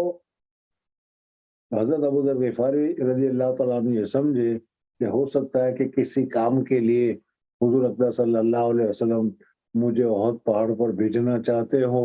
اس لیے میں سوچنے لگا کہ اتنی دیر باقی ہے، کیا وجہ ہیں، اور اتنی دیر میں احد پر جا کر واپس آ سکوں گا کہ نہیں. میں ابھی یہی سوچ رہا تھا اور یہی بات سن رہا تھا کہ حضور اقدس صلی اللہ علیہ وسلم نے فرمایا کہ یا ابا ذر. فنظرت إلى الشمس ما بقي من النهار وأنا أرى أن ذرا سمجھ کے پڑھنے، عبارت میرے سمجھ میں نہیں آتا اس لیے تو میں آہستہ کر رہا ہوں. اور میں نے کہا کہ حضرت ابوذر غفاری رضی اللہ تعالیٰ عنہ نے کہا کہ حضور صلی اللہ علیہ وسلم نے فرمایا تبصر احدا، احد کو تم دیکھ رہے ہو. تو میں یہ سمجھا کہ حضور صلی اللہ علیہ وسلم کسی چیز کے لیے مجھے وہاں بھیجیں گے، میں آؤں گا. اب اتنا وقت ہے کہ نہیں میں آؤں یا جاؤں، اس لیے میں ابھی یہی سوچ رہا تھا. اتبصر احدا قال فنظرت الى الشمس. جواب دینے سے پہلے میں نے سورج کی طرف دیکھا کہ غروب ہونے میں بھی کتنی دیر باقی ہے. ما بقیہ من النہار، ما بقي من النهار وأنا أرى أن رسول الله صلی اللہ علیہ وسلم يرسلني في حاجة له. ہاں میں یہ سمجھا تھا کہ حضور صلی اللہ علیہ وسلم کسی ضرورت کی وجہ سے مجھے وہاں بھیجنا چاہتے ہیں، اس لیے مجھے کہا. جی قلت نعم. کل تو نام، میں نے کہا جی ہاں بالکل میں جانتا ہوں، یہ احد ہے، یہ سامنے پہاڑ ہے، میں جانتا ہوں اس کو. قال ما أحب أن لي مثل اب اس أحد. کے بعد حضور صلی اللہ علیہ وسلم کہتے مجھے کہیں بھیجنا نہیں چاہ رہے تھے، بلکہ حضور صلی اللہ علیہ وسلم مثال دے کر مجھے سمجھانا چاہ رہے تھے کہ یہ ابوذر دیکھ، یہ احد پہاڑ کے برابر بھی اگر سونا میرے پاس آ جائے، احد پہاڑ پر کتنا ٹن سونا ہوگا، احد پہاڑ کا کتنا ٹن مٹی اور پتھر ہوگی. حضور صلی اللہ علیہ وسلم فرماتے ہیں کہ اتنا سونا میرے پاس آ جائے. جی ما أحب أن لي مثل أحد ذهبا أنفقه كله إلا 3 دنانير. سب کا سب میں اللہ کے راستے میں دے دوں گا، اس میں سے کچھ بھی اپنے پاس نہیں رکھوں گا. تو یہ حضرت ابوذر غفاری رضی اللہ تعالیٰ عنہ اس لائن پر تھے کہ مال بالکل رکھنا نہیں چاہیے. ایک تم سے بھی پوچھ رہا ہوں، مال رکھنا یہ اچھا ہے کہ مال کو اللہ کے راستے میں خرچ کر دینا، مال نہ رکھنا یہ اچھا ہے؟ ذرا سوچنا اس مسئلے پر، سمجھ میں آ گیا؟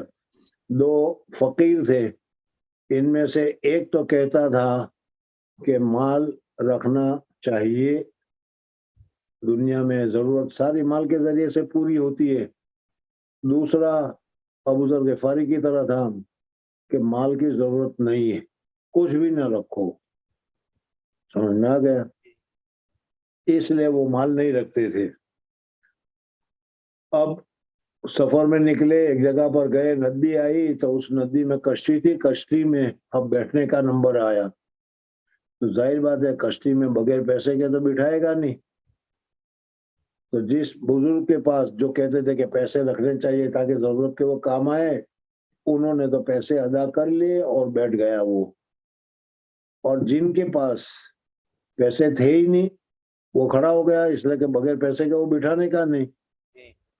تو وہ جس آدمی کے پاس پیسے تھے اس نے ایک پیسہ دے دیا کہ لو میں ایک پیسہ دیتا ہوں، جاؤ اس میں بیٹھ جاؤ۔ وہ بیٹھ گئے۔ اب بیٹھنے کے بعد جو پیسے والا تھا وہ کہہ رہا دیکھو میں نے کہا تھا وہ بات صحیح ہے کہ نہیں، کہ پیسے رکھنے چاہیے، تمہارا بھی خیال یہی ہوگا، میرا خیال ہے، سمجھ میں آ گیا؟ وہ دوسرے نے کہا کہ میں کہتا تھا وہ صحیح ہے، دیکھو تمہارے پاس پیسے نہ ہو تو بھی کچھ کام رکتا نہیں، تمہارا کام ہو ہی جاتا ہے، کوئی نہ کوئی دے دیتا ہے، اس لیے پیسے مت رکھو، نکالو، واپس کرو۔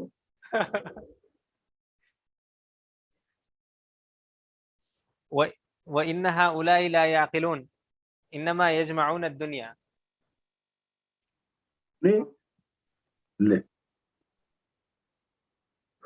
ارے سنا ہی نہیں دیتا کیا؟ آواز نہیں آ رہی ہے ابھی آواز؟ تو پڑھنا پھر اب ہو گیا نا، میں کیا کہوں؟ ولا والله لا أسألهم دنيا ولا أستفتيهم عن دين حتى ألقى الله۔ ہاں یعنی پھر ان کے بعد کہا کہ مجھے ان کی کوئی ضرورت نہیں، گانڈے لوگ ہیں، مجھے نہ دنیا ان سے چاہیے، نہ مجھے کچھ پیسہ چاہیے، نہ مجھے عزت چاہیے، نہ مجھے کچھ چاہیے، میں تو اپنے حبیب کا پیغام ہے وہ پہنچا دیتا ہوں، اور اس طریقے سے انہوں نے بتایا۔ جی، باب انفاق المال في حقه۔ مال کو اس کے حق میں خرچ کرنا چاہیے، زکوٰۃ دینی چاہیے، اور زکوٰۃ مستحقین کو دے کر مالک بنانا چاہیے، یہ صحیح راستہ ہے۔ جی، حدثنا محمد بن المثنى قال حدثنا يحيى عن اسماعيل قال حدثني قيس عن ابن مسعود رضي الله عنه قال سمعت النبي صلى الله عليه وسلم يقول لا حسد الا في اثنين، رجل آتاه الله مالا فسلطه على هلكة في الحق، ورجل آتاه الله حكمة فهو يقضي بها ويعلمها۔ چلنے یار کیا کر رہا ہے تو؟ باب الرياء في الصدقة لقوله تعالى۔ صدقہ میں ریاکاری، ریاکاری مانے جو کام کرو دوسرے کی خود دکھلانے کے لیے کرو، دوسرے کو خوش کرنے کے لیے کرو، اللہ تبارک و تعالیٰ کو راضی کرنے کے ساتھ ساتھ دوسرے کی خوشی بھی اگر مقصود ہو تو اس کو ریاکاری کہا جاتا ہے۔ ریاکاری نہیں کرنی چاہیے، ریاکاری سے عبادتیں قبول نہیں ہوتی۔ جی، لقوله تعالى يا أيها الذين آمنوا لا تبطلوا صدقاتكم بالمن والأذى كالذي ينفق ماله رئاء الناس ولا يؤمن بالله واليوم الآخر، إلى قوله والله لا يهدي القوم الكافرين۔ قال ابن عباس رضي الله عنهما صلد ليس عليه شيء، وقال عكرمة وابل مطر شديد والطل الندى۔ باب لا يقبل الله صدقة من غلول ولا يقبل إلا من كسب طيب۔ قصب طیب کے ساتھ مال ہو، حلال طیب پاکیزہ طریقے پر مال جمع کیا ہوا ہو، وہ مال باعث برکت ہے۔ اگر ناجائز طریقے پر مال کو جمع کیا ہو تو وہ مال خود وبال ہے، اور کیا ہے اس میں برکت بھی نہیں ہوتی۔ جی، بقوله تعالى قول معروف ومغفرة خير من صدقة يتبعها أذى والله غني حليم۔ باب الصدقة من كسب طيب لقوله تعالى يمحق الله الربا ويربي الصدقات والله لا يحب كل اللہ كفار۔ تعالیٰ ربا کو مٹاتا ہے اور صدقات کی تربیت فرماتے ہیں۔ جی، إن الذين آمنوا وعملوا الصالحات وأقاموا الصلاة وآتوا الزكاة لهم أجرهم عند ربهم ولا خوف عليهم ولا هم يحزنون۔ حدثنا عبد الله بن منير سمع أبا النضر قال حدثنا عبد الرحمن هو ابن عبد الله بن دينار عن أبيه عن أبي صالح عن أبي هريرة رضي الله عنه قال قال رسول الله صلى الله عليه وسلم من تصدق بعدل تمرة من كسب اگر طيب. کسی آدمی نے اللہ کے راستے میں کھجور کی ایک شیک کے برابر بھی صدقہ کیا اور وہ دکھلاوے کے لیے، ریاکاری کے لیے، اپنے آپ کو اچھا بتانے کے لیے، اپنے آپ کو سخی بتانے کے لیے نہیں کیا ہو، خالص اللہ کو راضی کرنے کے لیے کیا ہو، کیا ہے 1 پیسہ 2 پیسے کا صدقہ بھی اگر اللہ کی رضا کے لیے کیا ہو تو ولا يقبل الله إلا الطيب فإن الله يتقبلها بيمينه ثم يربيها اللہ لصاحبه. جل جلالہ کی اخلاص کے ساتھ جو صدقہ کیا جائے گا اللہ تبارک و تعالیٰ اس کو بہت ہی رغبت کے ساتھ اس کو قبول کرتے ہیں. یہ بھی یمین ہی کا مطلب جی. كما يربي ثم يربيها لصاحبه كما يربي أحدكم. بعد اس مال کو جیسے ایک چھوٹا سا پودا ہوتا ہے، تم اس پودے کے میں کھاد ڈالتے ہو، پانی ڈالتے ہو، اس کو بڑا کرتے ہو، اسی طریقے سے وہ 2 پیسے وہ کھجور کی ایک شک جو اللہ کے راستے میں اللہ کی رضا کے لیے دی تھی، اللہ کے پاس وہ اللہ اس کو بڑھاتے ہیں، چڑھاتے ہیں، زیادہ کرتے ہیں، یہاں تک کہ اس کی تربیت کرتے کرتے کرتے وہ ایک چھوٹی سی شک بہت پہاڑ کے برابر ثواب میں بن جاتی ہے جی. حتى تكون مثل الجبل. تابعه سليمان عن ابن دينار وقال ورقاه عن ابن دينار عن سعيد بن يسار عن أبي هريرة رضي الله عنه عن النبي صلى الله عليه وسلم ورواه مسلم بن أبي مريم وزيد بن أسلم وسهيل عن أبي صالح عن أبي هريرة رضي الله عنه عن النبي صلى الله عليه وسلم. باب الصدقة قبل الرد. حدثنا آدم قال حدثنا شعبة قال حدثنا معبد بن خالد قال سمعت حارثة بن باب الصدقة قبل الرد. اللہ تبارک و تعالیٰ کے راستے میں صدقہ خوب کرنا چاہیے اور بچا بچا کر نہیں رکھنا چاہیے. آئندہ کوئی زمانہ ایسا آ جائے گا کہ کوئی صدقہ قبول کرنے والا نہیں ہوگا.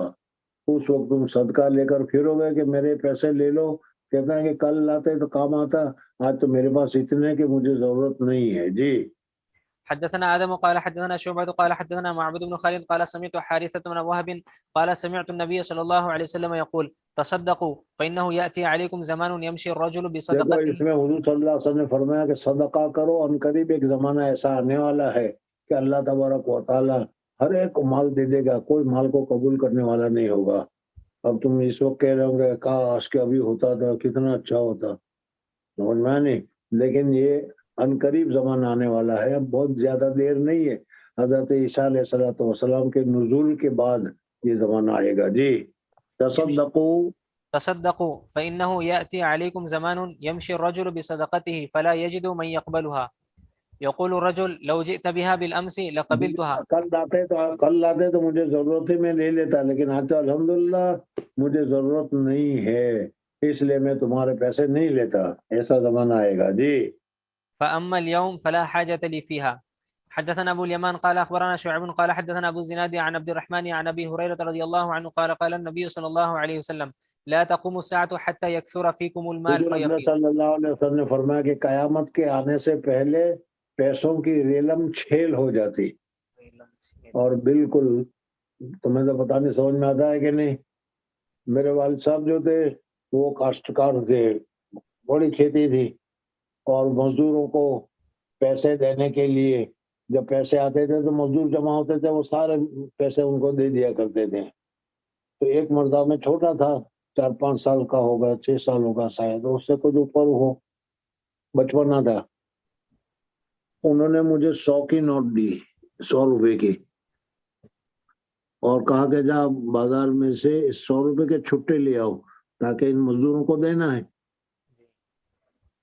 جب میں وہ 100 کی نوٹ لے کر جانے لگا تو میری والدہ گھر کے پیچھے حصے میں تھی. انہوں نے بلایا مجھے، ذرا دکھلاؤ تو صحیح 100 کی نوٹ کیسی ہوتی ہے. سمجھ میں نے بتلائی. واقعی میں اس وقت 100 کی نوٹ کسی کے پاس ہوتی بھی نہیں تھی، کسی نے دیکھی بھی نہیں ہوتی تھی، سمجھ میں، اور بہت تنگیوں کا زمانہ تھا. اور 100 کی نوٹ جیسے میں نے ابھی بتایا کہ کسی کے پاس ہوتی ہی نہیں تھی، اور بہت دیکھی بھی نہیں ہوتی تھی بہت سو.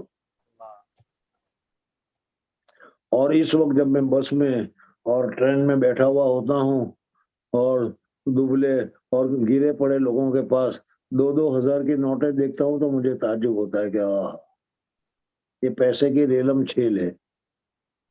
سمجھ میں آ گیا؟ پیسے کی یہ ریلم چھیل ہے، اور جتنا زیادہ زمانہ قیامت کا قریب آ جائے گا پیسے کی ریلم چھیل ہوگی. پہلے ہمارے زمانے میں ابھی تک مجھے یاد ہے کہ وہ ہندو دوست ہوا کرتے تھے اسکول کے، وہ کسی کو بتاتے تھے کہ یہ لاکھوں پتی ہے. سمجھ میں آئے نا؟ یعنی لاکھ روپے ہو جانا بہت بڑی بات تھی، اور اب تو لاکھ کا کوئی حصہ ہی نہیں. ابجو پتی خرب پڑی مالدار ہو گئے. تو یہ مال کی وسعت اور مال کا بہنا ہے، اور جتنا قیامت کا زمانہ قریب آ جائے گا مال ہی مال، مال ہی مال. جی. لا تقوم الساعة حتى يكثر فيكم المال فيفيض حتى يهم رب المال من يقبل صدقته وحتى يعرضه فيقول الذي يعرضه عليه لا أرب لي. حدثنا عبد الله بن محمد قال حدثنا أبو عاصم النبيل قال أخبرنا سعدان بن جی چلنا. قال أخبرنا سعدان بن بشر قال حدثنا أبو مجاهد قال حدثنا محل بن خليفة الطائي قال سمعت عدي بن حاتم يقول كنت عند النبي صلى الله عليه وسلم فجاءه رجلان أحدهما يشكو العيلة والآخر يشكو قطع السبيل فقال رسول الله صلى الله عليه وسلم أما قطع السبيل فإنه لا يأتي عليك إلا قليل حتى تخرج العير إلى مكة بغير خفير وأما العيلة فإن الساعة لا تقوم حتى يطوف عهدكم بصدقته فلا يجد من يقبلها منه ثم لا يقفن أحدكم بين يدي الله ليس بينه وبينه حجاب ولا ترجمان يترجم له ثم لا يقول اللہ تبارک و تعالیٰ براہ راست اس آدمی سے بات کرے گا. ثم لا يقولن له ألم أوتك مالا فلا يقولن بلى ثم لا يقولن ألم أرسل إليك رسولا فلا يقولن بلى فينظر عن يمينه فلا يرى إلا النار ثم ينظر عن شماله فلا يرى إلا النار فليتقين أحدكم النار ولو بشق تمرة فإن لم يجد فبكلمة طيبة. حضور اکبر صلی اللہ علیہ وسلم نے فرمایا کہ اللہ تبارک و تعالیٰ قیامت کے دن وہاں کہیں گے کہ دیکھو تمہارے پاس مال نہیں تھا، میں نے مال دیا تھا کہ نہیں؟ کہا کہ ہاں. اور میں دیکھوں گا تو دائیں طرف بائیں طرف کوئی نہیں، صرف جہنم کے آگے. اللہ تبارک و تعالیٰ فرمائیں گے کہ کیا اللہ نے، میں نے تجھے مال دیا تھا، میری فضل سے دیا تھا، تمہاری کوئی مہربانی نہیں تھی. میں نے ابھی بتایا کہ مالدار آدمی جو مال ہو رہا ہے کہتا ہم بڑی کسی نہیں، تو اللہ اپنے فضل سے تمہیں دے رہا ہے. تمہاری ہوشیاری، تمہاری عہدہ، تمہاری ڈگری وغیرہ کچھ نہیں. بہت سارے انگوٹھا چھاپ لوگوں کے یہاں بڑے بڑے عہدے دار، بڑے بڑے مالدار سرٹیفکیٹ والے کام کرتے ہیں. بہرحال یہ اللہ تبارک و تعالیٰ، تو اس لیے اللہ کے راستے میں خرچ کرتے رہنا چاہیے. جی. حدثنا محمد بن العلاء قال حدثنا أبو سمد عن بريد عن أبي بردة عن أبي موسى رضي الله عنه عن النبي صلى الله عليه وسلم قال لا يأتين على الناس زمان يطوف الرجل یہ فيه حضور اقدس صلی اللہ علیہ وسلم کے پیشین کو یہ ہو کر رہے گی کہ پیسے لے کر نکلو گے، ہاتھ میں روپے کی ٹھوکری ہوگی، کسی کو دینے کے لیے نکلو گے، صدقہ ادا کرنے کے لیے نکلو گے، زکوٰۃ ادا کرنے کے لیے نکلو گے، لیکن ہر ایک کے پاس اتنا مال ہوگا کہ وہ کہے گا کہ آج ضرورت نہیں ہے، کل کو لاتا تو میں لے لیتا، آج کل الحمدللہ میرے پاس بہت ہے. جی. يطوف الرجل فيه بالصدقة من الذهب ثم لا يجد أحدا يأخذها منه ويرى الرجل الواحد يتبعه 40 امرأة. اور ایک ایک آدمی 40 عورتوں کی کفالت کرتا ہوا نظر آئے گا. جی. یہ بھی پیشن گوئی ہے. جی. يلوذن به من قلة الرجال وكثرة النساء. باب اتقوا النار ولو بشق تمرة والقليل من اتقوا الصدقة. النار ولو بشق تمرۃ. اللہ تبارک و تعالیٰ کے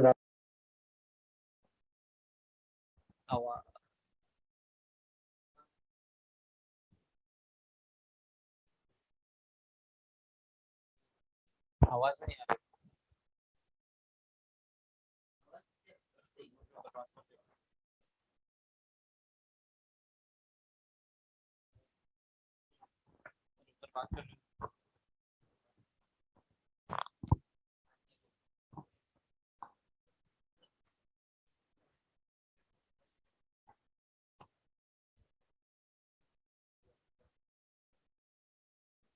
آج کیا ہو گیا، میرے کو پڑھتی نہیں آ رہی بات.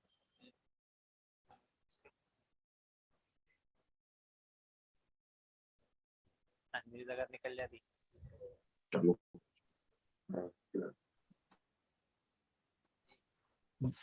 ومثل چلو بس کرو ہے ابھی تو 5 سے 10 منٹ ہے جاؤ تم کچھ